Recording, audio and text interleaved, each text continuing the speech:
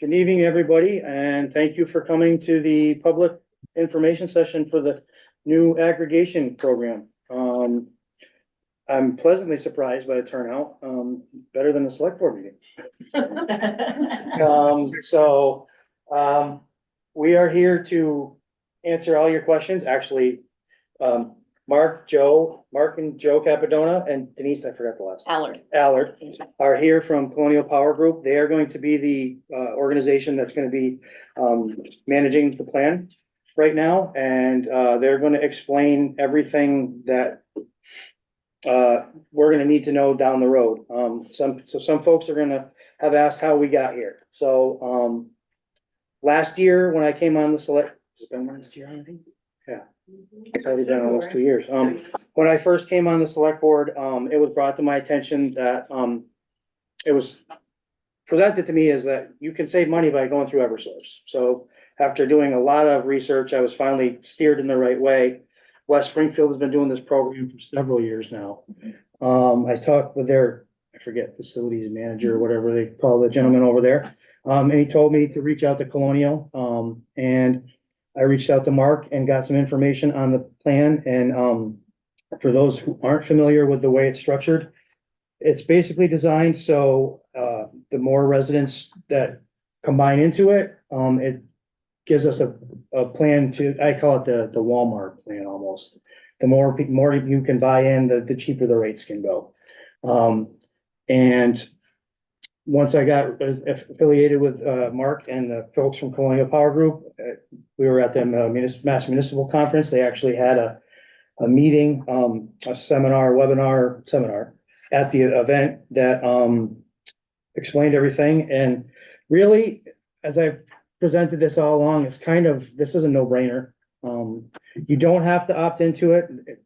Mark and Joe and Denise are going to explain everything, how it works. But we got to this point where once this was brought forward, I brought it forward as a warrant article. And it was put on the annual town. There's already been 4. I can't remember where they all are. Annual town meeting to come forward. It was voted in to be implemented, and that's where we are today.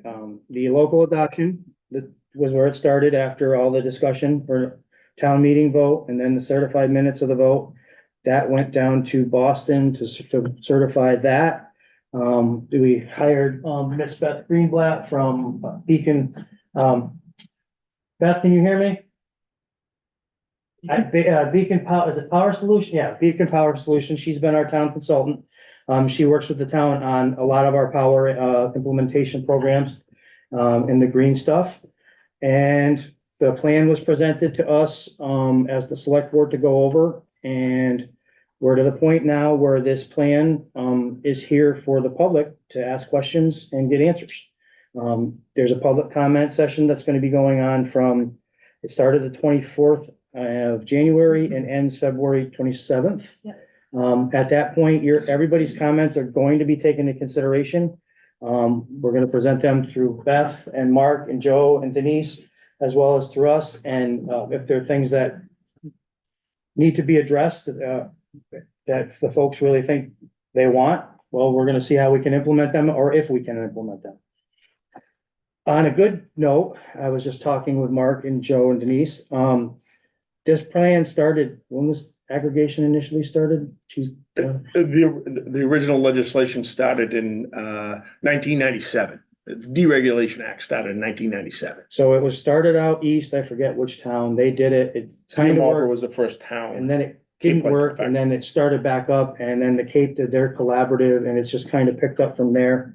Again, I after doing all the research, I call it a no-brainer because really there's no. You can opt in, you can opt out, you don't have to stay in. And generally, when we had that meeting in Boston, the gentleman there that from Marlboro, was it? Yes. Yeah, he explained it. I think in how many years they've been doing it, they've had two periods of time where they're since 2007 they've had power. The rate was not lower than what was being offered by Eversource or Head Start. Yeah, National Grid for them, the National Grid community. Not Head Start. Yep. So that's where we are. Once we go through this, it will get sent out to, a hard copy of the town clerk will be sent out for the Department of Public Utilities filing. And what I was going to say that's a good news is, they just had a big meeting, because this process went from when it initially started to a 6 to 8 month process. Then what finally kind of averaging to about a year, to when we were looking into this and this plan got approved at town meeting. It was 24 months was a possibility because of, we're not exactly sure, Well, but it was Boston, so that explains some of it. But now, as of just, when was the meeting? so we're actually in discussions right now about making that change, and the department is trying to get orders out now within 3 to 4 months in that range. That's what they're talking about. Again, we haven't seen that happen yet, but the days where they're talking about somewhere between 90 and 120 days for an order. Otherwise known as an approval. So after all, we go through this portion of it, the select board will vote for the acceptance, and then there'll be certified minutes for the vote. State approvals come next. It'll go to the Department of Energy, was it Department of Energy Regulation, DOER? The Department of Energy Resources first, just for a 15-minute consultation. They'll coordinate with Colonial, and then a conference call with us. DPU filing, Department of Public Utilities, again, another coordination. The town posts will go up, Colonial Power, well, I'm just gonna, at this point, turn it over to them, because they're gonna be able to explain it better and more thorough than I can. And they're the experts. Mark Capitone, Colonial Power, 5 Mount Royal Ave. Joseph Capadona, Colonial Power Group, 5 Mount Royal Ave. Denise Allard, also from Colonial Power Group. So we're here tonight to discuss the town's municipal aggregation program. And what does it mean to you? Tonight, what I want you to get out of this is it's going to bring you choice that you otherwise wouldn't have had. You've experienced some very rough roads over the last couple of winters. So what the town is saying, we're going to bring you a choice. But the main thing that everyone has to know that's here tonight is this program is an opt-out municipal aggregation. So what does that actually mean? So that means that everyone that's on Eversource's basic service, once the town makes a choice, would be mailed to. If you don't do anything, you'd be enrolled in the program. So you have to opt out. There's no fees and there's no penalties. And the good news is if you opt out, you can always get back in. So that's the overriding issue here now. Nothing removes you from your choice. It just brings you a choice that you haven't had in the past. And the way the mechanism works is an opt-out. I'm going to just run through the process quickly, and then we'll just get into some questions. So where we are today, past town meeting, the next was create a plan. We've created a plan, and that plan is being hung. That plan itself I consider that like the Constitution. Just tells who does what. It really is not going to answer the questions that you're going to have. I'm going to discuss those things now. So this plan will be hung, needs to be hung for 30 days. After it's hung and we've answered everyone's questions, if anything comes in writing, or if somebody wanted to call and ask a question, we'll answer all those questions. Once done, the select board would need to vote on it. Once done, as Jason mentioned, we'd go on to the DOER, and then we'd file a plan with the DPU. I'm optimistic if we were to file a plan with the department, we would get an order this year, which is light speed for the department. I know only because he was being kind. It has been 2 or 3 years waiting for an aggregation plan that literally shouldn't take them, 90 days. All that being said, what exactly is going to happen once the town gets an approval?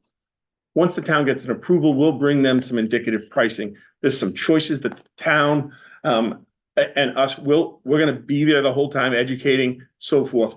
We'll show them all of these prices. They're going to make a choice on some prices. Maybe there'll be something with some greens, a meats, or maybe a little bit less green. Think of it this way. Maybe there'll be something with a little green, a lot of green, and maybe none. Low price, medium, and high for everyone here. Before the program ever starts, there's a mailing that goes out to each and every customer that's on basic service in Eversource.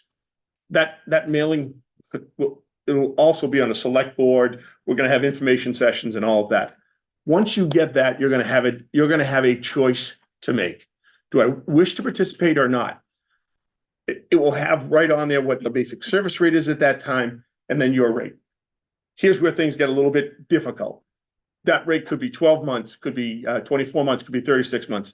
The rate for Eversource will only be 6 months. We only know Eversource's rates every 6 months. And those have just slightly changed starting last year. So now the rate changes for you if you're on Eversource basic service in August and again in February. Those will be the times that those rates change. It's a choice that you're going to have to make. If you do nothing, you'll be enrolled in the program. We wouldn't start the program, just so you know, with rates above. Meaning if the rate was above, we wouldn't start the program. So we're going to wait. We get the Monday morning quarterback. We'll know what the basic service rate is. We'll know where the market is. And that's when we're going to start the program. What does it mean to you? If you decide to stay, very simple. You can go online and opt out. You can sign the card, your self-addressed stamped envelope, put it right in the mail, and you're out of the program. It doesn't mean that you're always out, but at the start, you could be out. You could also make a phone call to get out of the program. No one is trying to. This is not third-party supply. This is a town program run by the town. We're not trying to make anyone be in the program. The reason it's opt-out is, and I'll explain a little bit of electricity. If the supplier said, hey, I'm willing to give you a price, but how would they know how many people were going to opt into the program? So over time, we've been able to create what we call a load profile, right? So we know that about somewhere between 5 and 7% of the customers will opt out so that they can give you a price for energy for all the customers that are on basic service right now, and minus 5 to 7%, and it's a pretty good estimate. And that's why they can give you the best pricing. If it wasn't an opt-out, how would they know how many people that were actually going to sign up? They wouldn't, and they wouldn't be able to give you a good price. And that is the problem. It's not really a problem. It's beneficial for you because it's going to work. It will work out well from a pricing perspective. And it will also work out well from as far as choice is concerned, because over the last couple of winters, you've had one choice: basic service or third-party supply. And third-party supply, this is not me, this is the Attorney General saying that those are shark-infested waters. Be very careful about, contracts that go up after the, a lost leader and things of that nature. So after the program starts, what does it mean to you? Do you need to do anything? The answer is no. All the benefits that you currently, that exist with Eversource are going to stay in place. If the power goes out, who are you going to call? Eversource. Problem with your bill, you're going to call Eversource. If there's an issue with your meter, you're going to call Eversource. Since 1997, Eversource has not been able to generate electricity. They had to sell off all their assets. Shouldn't say since 97, but they had to sell off all their assets shortly thereafter. After doing so, they haven't owned any generation assets. So all they are is a poles and wires company, much like I can look around here. I'm a little older than some. So I remember when Verizon, they're a very similar company. They have poles and they have wires, right? Who your long distance carrier was years ago didn't make a difference. I think everyone does things through a cell phone now, so it's not as prevalent. But years ago, poles and wires company, Eversource, poles and wires. They're not in the electricity business at all. From the electron standpoint, they generate none of it. What they do is go out to bid for you because you haven't made a choice in the marketplace. And what the town's going to do is go out to bid for you, hopefully to bring you a price that might be more stable, lower, and possibly a green option that you haven't been able to make in the past. So it's truly about the choices that you're going to have after this. So we signed up for the program, and the program starts, I should say. You decide not to opt out, and there's a snowstorm and the power goes out. You don't need to do anything different. Eversource is going to come. They have no idea who your supplier is, whether it's Eversource or not. They don't hold it against the community, because the only thing that they get reimbursed for by the department and you and I, the only thing we pay them for is the poles and wires. So they don't know if you have basic service, third-party supply, or muni ag. They just come to your house and they'll get the power back on. They have a problem with your bill after that, you're still going to call Eversource. If you get any of your discounts, if someone happens to be on residential assistance or a farm discount or one of those things, that discount still applies. It's still a distribution company discount. There's nothing that changes. This is a simple line item change. When you look at your bill, rather than it saying, right now it says supply, and on yours it says generation service and T&D, right? So transmission and distribution. That's the utility charge. This on your generation service is going to have a single line item change. Right now it says basic service, and that's going to say Southwick Ag and whoever that winning supplier might be. Direct Energy, Constellation, so forth and so on. You are only going to pay your bill to Eversource. And then Eversource will take what the top part that's theirs, the bottom part that's the suppliers will take that money and they'll move that down to the supplier. But it doesn't require you to do anything. You'll be automatically enrolled in the program in the product that I call the default product. If you wanted to have a choice and the town chose to have a choice, those choices would be there for you to move up or down or however those choices work out when we get there. I apologize for being a little bit, I don't know what the market's going to be. I don't know what choices the town will make at that time. But I know this, they're going to have the ability to make choices and the term. So depending on where we are, believe it or not, right now, the natural gas market has come down on the 2024 very, very aggressive pricing right now. Unfortunately, 2025 hasn't come down as much, but much lower than it has been. But the nice thing about what the town can do that Eversource can't. So I know what I'm going to say is going to be a little bit controversial. We all assume that Eversource is going out on our behalf to purchase energy, and they're not. Unfortunately, they're prescripted by the Department of Public Utilities to go out and buy 50% of their needs twice a year. So they buy 50% of their needs for 12 months. And then 6 months later, they buy 50% of their needs for 12 months. And those 2 6 months that overlap, that's how we get your basic service price. I just want to explain. Most people think, oh, they're out there making sure that they're getting the best price. Unfortunately, 3 years ago when pricing was at historic lows, they probably wanted to, but they couldn't take advantage of it. So they bought 12 months, 50% of their needs. Nothing different. In the aggregations that we had, we could take advantage of that. We bought as far out in the curve as we could go with the suppliers, and we were able to deliver, 36, 48 months of savings, stability. We can look at the market and do that. Now, when the market went crazy a year and a half ago, 2 years ago now, they bought 12 months of 50% of their needs. We've advised clients that their contracts were up. And we want to kind of hold things as short as we can. And that way you're not going to feel the pain for quite as long. So those are some of the advantages we have in the marketplace that the utilities just don't. Advantage aggregation. And I think you've seen that there are, over time, I believe that given the market advantages that exist, meaning the known load, the ability to use the marketplace to your advantage, you will win out from a pricing perspective. Second only to the ability, if the town were looking to do some green things and other people were looking to push some renewables, we certainly can do all of that as well. So that's basically Muni Ag in a nutshell. But I know people, I can see it in people's eyes. They have questions. So please, yes, sir. I know you can't answer this question in terms of an absolute, but based on your prior experience with other communities, about how much less than the going rate per kilowatt hour is typical in towns in Massachusetts? So in the last, I'm going to say 24 months, I have seen a premium being put on basic service. So the spread has been a little larger than it has in other times. When we first started, the spread was somewhere probably between 5 and 7%. I'm seeing that actually increase to maybe 15 to 18% over the last couple of winters, just 15 or 18% less than that is correct. That is correct. Now, not always, depends on when the market is there, but I would say to you on average, yes. Because right now, natural gas, they're giving it away. Correct. Versus what we end up paying. The bad news for us, and I'm not one or the other, we're at the end of a constrained pipeline. And that's why ISO New England's So we don't have enough natural gas to create all the electricity we need.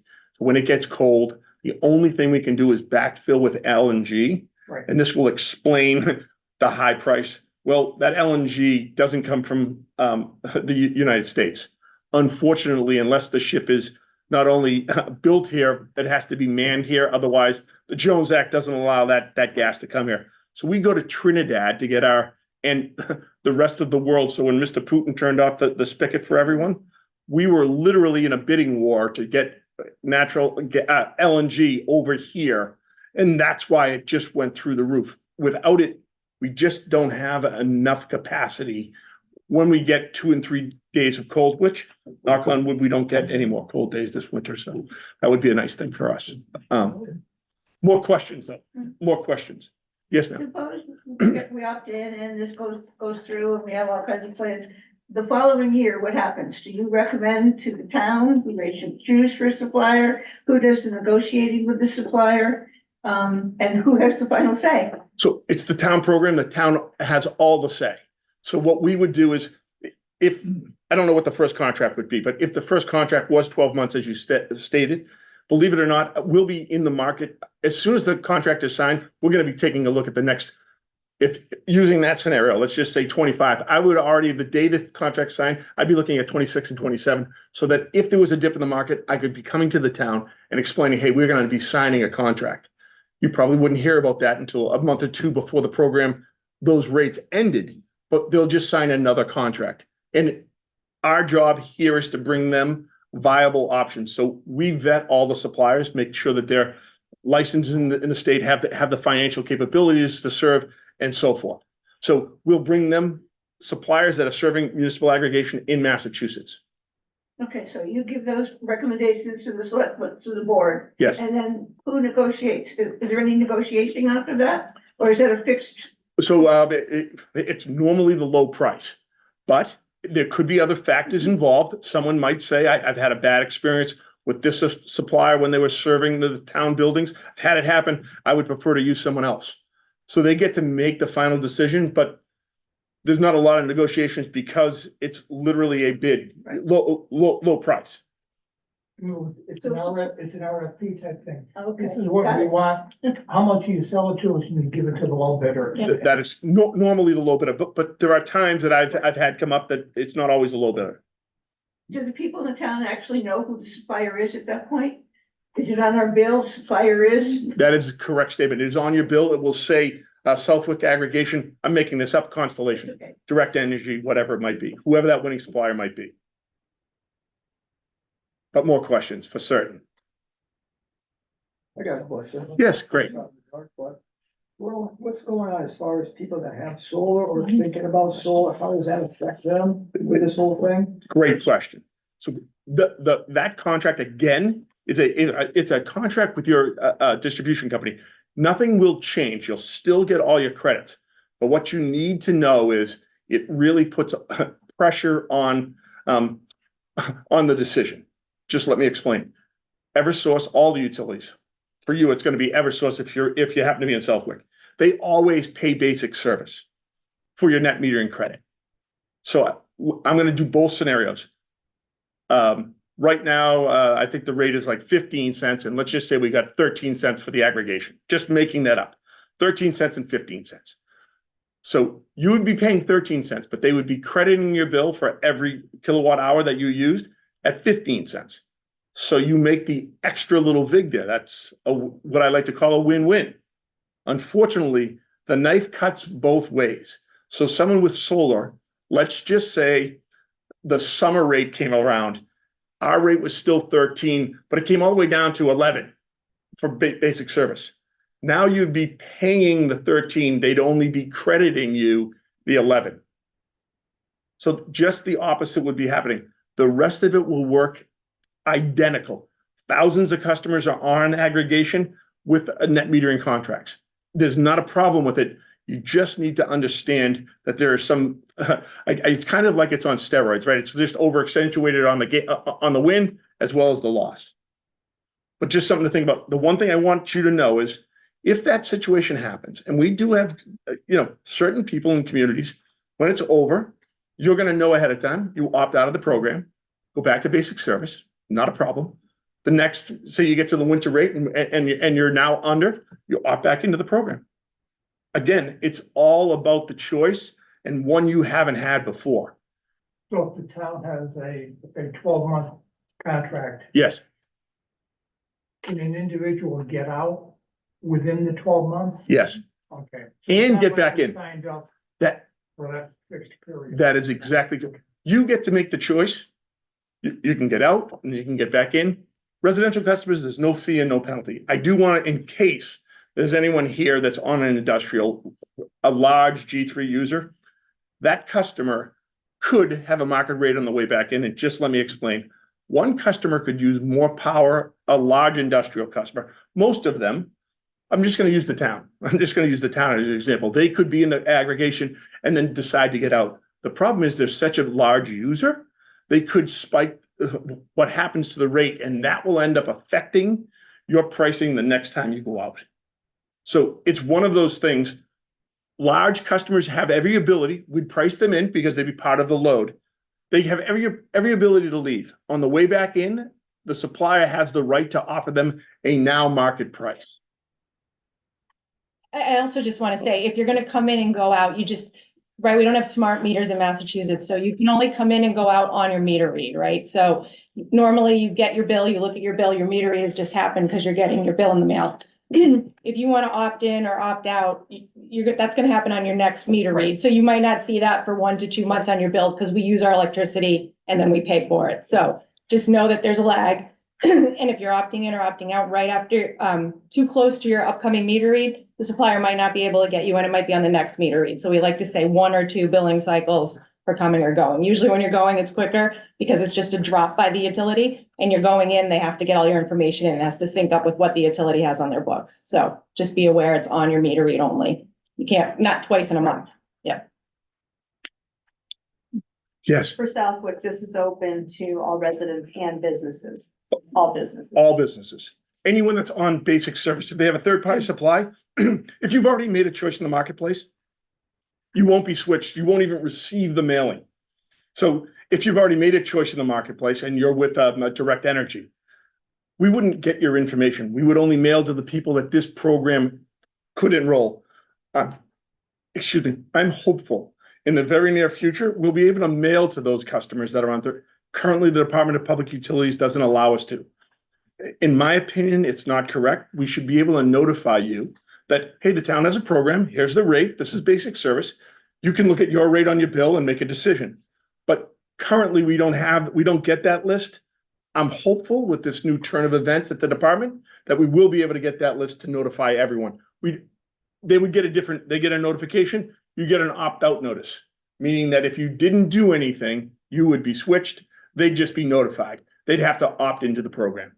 Are most people with Eversource, or are many of them with these other providers? On average, it's about 15% of residential customers that are with a third-party supplier in every community. It could have a higher or lower concentration depending on the community. You're looking at almost 27% of the residents of Southwick not being eligible, or They would be eligible, but they would not be, that is correct. That is correct, Stan. and that affects the rate.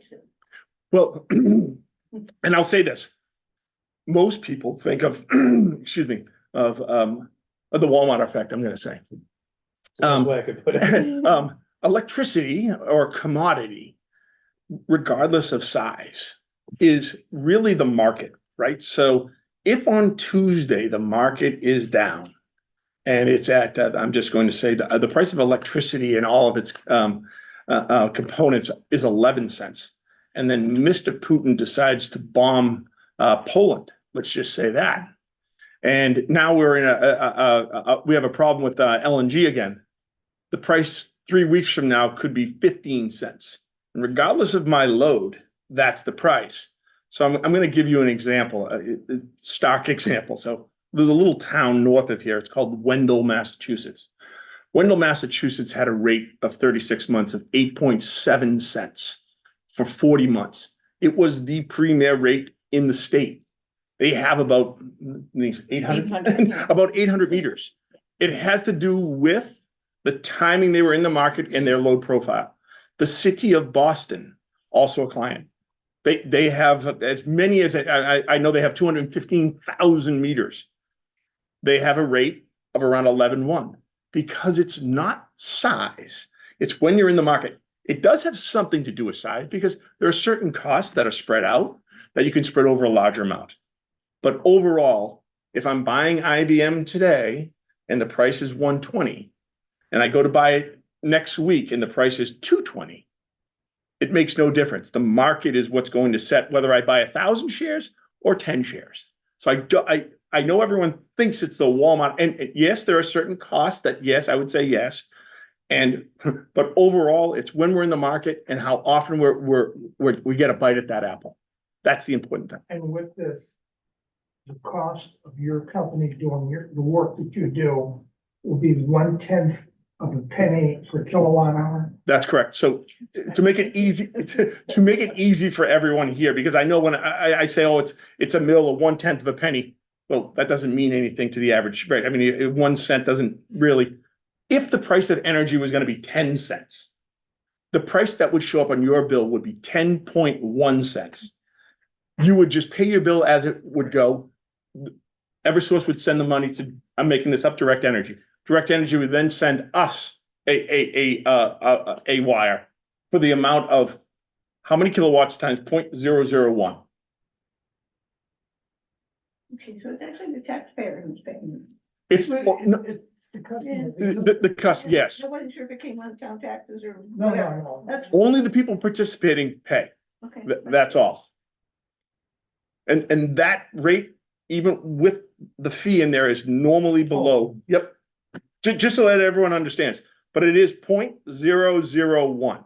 That's the amount some banks are paying on savings accounts. Well, they shouldn't be any longer, but I believe you're correct. Yeah, yes.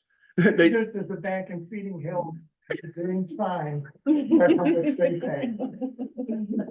Or advertisement, more questions? when. Yes. we- Oh. Go ahead. Is there a limit to how far out you can buy? So there isn't a limit for how far we can buy out. But I want to tell you that there's a thing, a piece of energy that is called capacity. And capacity means so that we make a payment to all the generators in ISO New England so that they'll be available when needed. It's called the capacity payment. They have an auction that only goes out 3 years. So normally to get a full baked price, yes, I could only go do about 36 months. But I'm going to tell you, I have done further, and you can go further on the energy piece. We just couldn't tell you exactly what the full price is. But I will tell you, if we get to historic lows again, we'll be buying 5 and 7 years. Whoever will take us out the furthest on the curve, and we'll just fill in the capacity as a pass-through at that point. But the answer is, if you want a fully baked price, 13.275, probably about 36 months is about as far as I can go. But that doesn't mean you can't buy the energy component. And then once the prices of the other ancillary components become available, we can fill those in. So as long as you can, I haven't seen people go longer than 5. 5's about as far as I can see. That's about 60 months, which is a good long time. And we had a lot of very good contracts. And the only thing I want to tell you about great contracts is when you come out, reality hurts. Yeah. Yeah. You had another question? Yes. We set up a municipal utility, we had to do that. How does that function? Does that have any kind of, a board of whatever? This doesn't require any of that. I'm going to assume that might have been for cable that you set that up. High speed internet, yes. So this won't have anything to do with it. It doesn't have any effect on it either. There's no problem having that and this program. We have lots of communities up in Franklin County with the exact same scenario. More questions? Just, is the Yes. trend toward doing this kind of a consolidation? So right now, there's about 186 communities that have done it. Out of the 350, 50 of those, or 48 of those are munis. So we're over the halfway point. And I would say, right now the push is so that everyone gets aggregated so they have another choice other than third-party supply. That is the motion. I'd say was probably another 50 filed, Denise. Yeah, there's a lot in progress, And same as. like that yourself, one. same as Southwick. So we're probably around 250, 230, somewhere in that range out of the Really 300. Smaller towns? We have many smaller towns in Southwick. Southwick is, for Western Mass, is a Good size. very good sized town. Very good There's a lot of size. small towns in Berkshire and Franklin County that are aggregated, yeah, small. Very. Yeah. You know, heading west of you, New Marlboro and Sheffield and all smaller than you, but they're all been aggregated for a while. Yeah. Yes, very. More questions? Anyone online have their hand up or anything? No.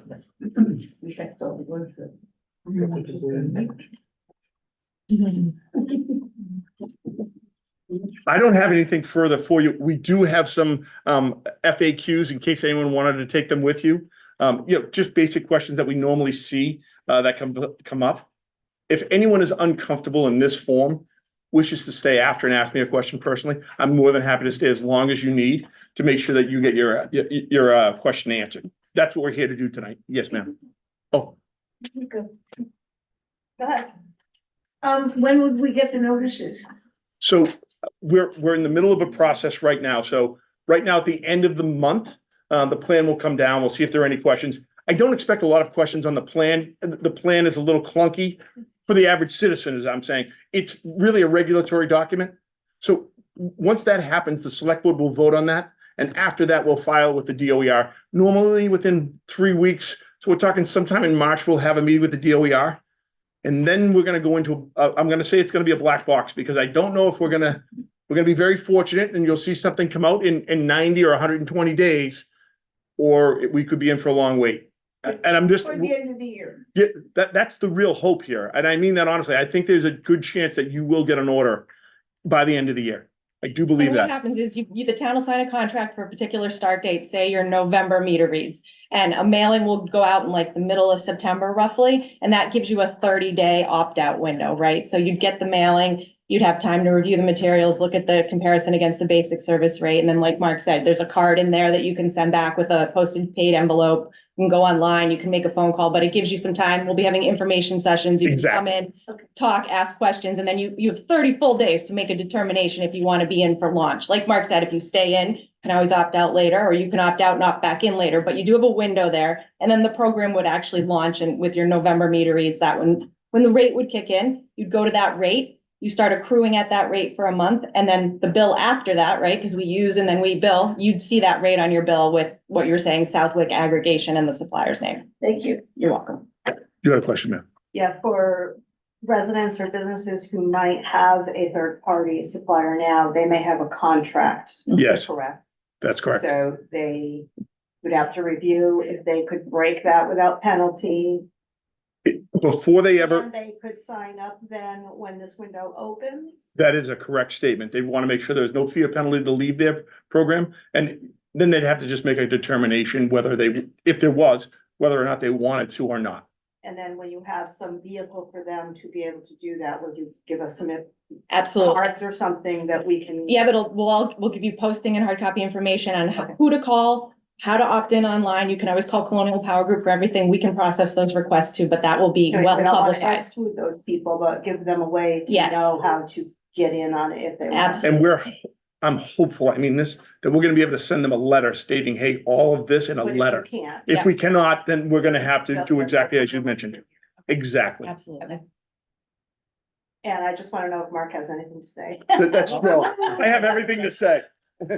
He covered it all. Yeah. I think you did that when you were here. More, yes, ma'am. Town accepts this, how many people have to sign in or participate in this? That's a great question. And the rates fluctuated by how many people are in the program? Fantastic question. Just so everyone knows, the town will sign a contract. No matter what. Don't, yep, so let me just explain. So once the town gets an order, we're gonna go out to Eversource and say, hey, give us all the town folk information, not personal information. We just get you the usage. We put together all of this load data. We create something called the load profile, send it out to the marketplace, and they're gonna bid on that. what the town is saying in the contract. It says you have the right to serve these customers. The customers can come and go whenever they please. The risk does not sit with the town at all. I just wanted, let's just say the price was 13 cents, and for whatever reason, the price of, the basic service price had dropped to 6 cents. Everyone gets out of the program. They opt out of the program. Any financial harm to the town? None. Program still goes on for anyone that's still in the program. We cannot break the contract, but every customer has their ability to leave. It's not like we can say the contract ended, because then now we broke the contract. But that doesn't mean the town wouldn't be able to say, hey, listen here, these are the prices. There certainly would be on our website exactly what's there, so that you could always make an educated decision. But there's no, whether there's one customer or 11,000 customers, the price is the price, period, for that term. Yes, And then the next time you go to bid, you're just working with load data, not rate or number of participating. well, we would be sending out who was still participating. which At that would be a time. very Small number. That's correct, but knowing that these customers could opt in. That is correct. So you use the history as well as the current. Yes, well, believe it or not, we give them 24 months. Okay. Yep. That's- Yep. Sounds great. It's a fantastic question. And when the town does sign a second contract or a third contract, just so everybody knows, if you're currently enrolled, you'll get automatically transferred over to that new contract, right? You don't have to, you're not gonna get another letter, you don't have to make another choice. You will get a, notification in the mail saying that you're being moved over automatically. You can certainly still opt out, but it's gonna be an automatic move over to that new supplier, it'll just continue, just be maybe a new supplier, it'll be a new rate, a new term, but you're enrolled, you'll get automatically moved over. So no heavy lift on your part. You can just stay in the Just to be program. waitress in the Correct. kitchen. What? More questions? I guess everyone can go home and get dinner now. Thank you. No, thank you very much. I appreciate it. No more. It's excellent. No problem. Mr. Perona, you closing this? Yeah, if everybody's all set and there's nobody online that has any questions, we'll call it a night. Thank you all for coming, and We appreciate Joe, it. Denise, thank you for coming and Thank you. explaining. Again, everybody, there's the public comment period. Any questions, get them out there, and then we can put them past the folks and get your concerns taken care of. I just want to thank you. Want to leave the box here and I'll just put the